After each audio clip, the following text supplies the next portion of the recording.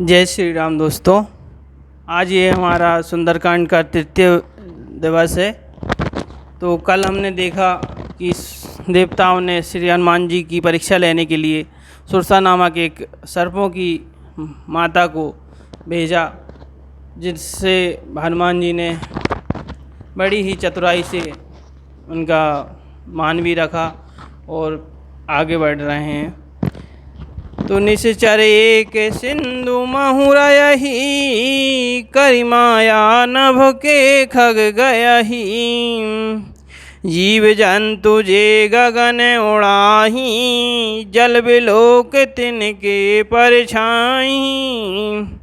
समुद्र में एक राक्षसी रहती थी। वह माया करके आकाश में उड़ते हुए पक्षियों को पकड़ लेती थी।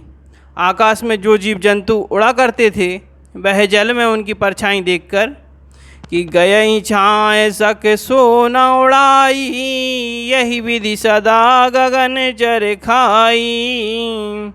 सोई छल हनुमान कह कीना, तासु कपट कपि तुर तह चीना।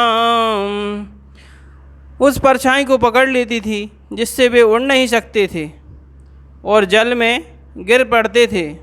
इस प्रकार वह सदा आकाश में उड़ने वाले जीवों को खाया करती थी। उसने वही छल हनुमान जी से भी किया। हनुमान जी ने तुरंत ही उसका कपट पहचान लिया कि ताहि मारी मारुत सुत बीरा, बारिधि पार गयऊ मति धीरा। तहाँ जाई देखी वन शोभा, गुंजत चंचरी के मधुलोभा।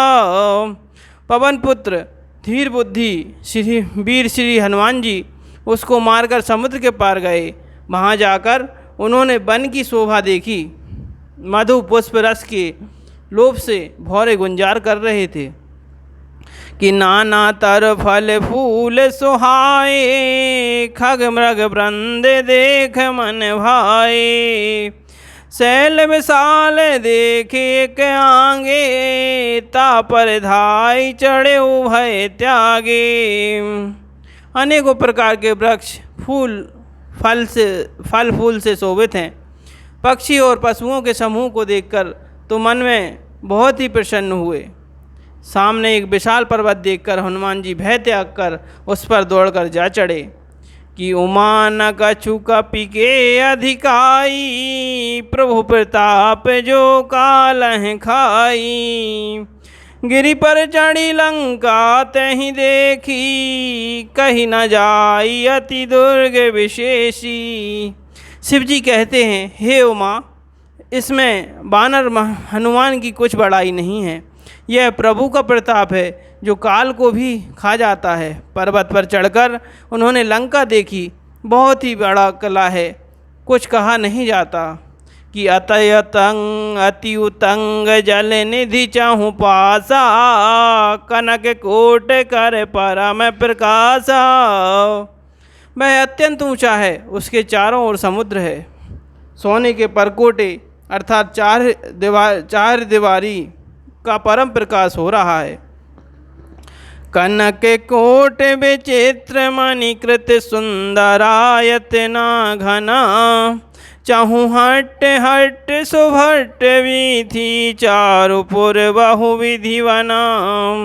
गजबाजी खच्चर निकर पदचर, रथ बरूथन को गने। बहुरूप निश्चर जूथ, अति बल सेन वर्णत नहीं बने। विचित्र मणियों से जड़ा हुआ सोने का परकोटा है। उसके अंदर बहुत से सुंदर सुंदर घर हैं। चौराहे, बाजार, सुंदर मार्ग और गलियां हैं। सुंदर नगर बहुत प्रकार से सजा हुआ है। हाथी, घोड़े, खच्चरों के समूह तथा पैदल और रथों के समूह को कौन गिन सकता। अनेकों रूपों के राक्षसों के दल हैं। उनकी अत्यंत बलवती सेना वर्णन करते नहीं बनती। वन बागे उपवन वाटिका, सर कूप बापी सोही। नर नाग सुर गंधर्व कन्या, रूप मुनि मन मोहही। कहूँ माल देह विशाल शैल समान अति बल गर जहीं नाना अखार निभिरह बहुविधि के कन तर जहीं। वन बाग उपवन अर्थात बगीचे, फुलवाड़ी, तालाब, कुएं और बावलियाँ सुशोभित हैं। मनुष्य, नाग, देवताओं और गंधर्वों की कन्याएं अपने सौंदर्य से मुनियों के भी मनों को मोह लेती हैं। कहीं पर्वत के समान विशाल शरीर वाले बड़े ही बलवान मल्ल पहलवान गरज रहे हैं। वे अनेकों अखाड़ों में बहुत प्रकार से भिड़ते और एक दूसरे को ललकारते हैं। करी जतन भट कोटिन बिकट तन नगर चहूँ दिशि रक्षहीं कहूँ महिष मानुष धैनु खरे अज खल निशाचर भक्षहीं।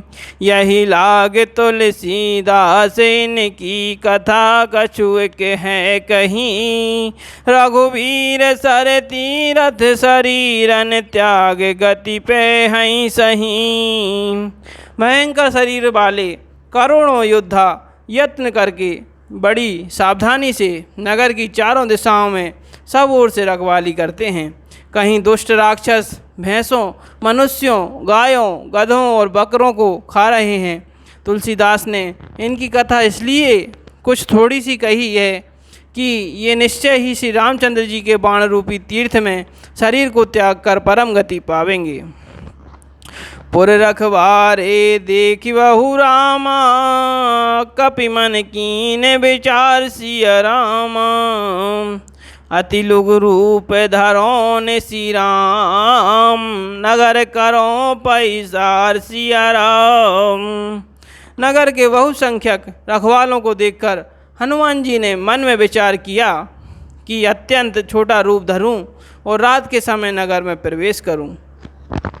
जय श्री राम दोस्तों, आज हम सुंदरकांड के इस तीसरे पार्ट का यहीं विराम देते हैं।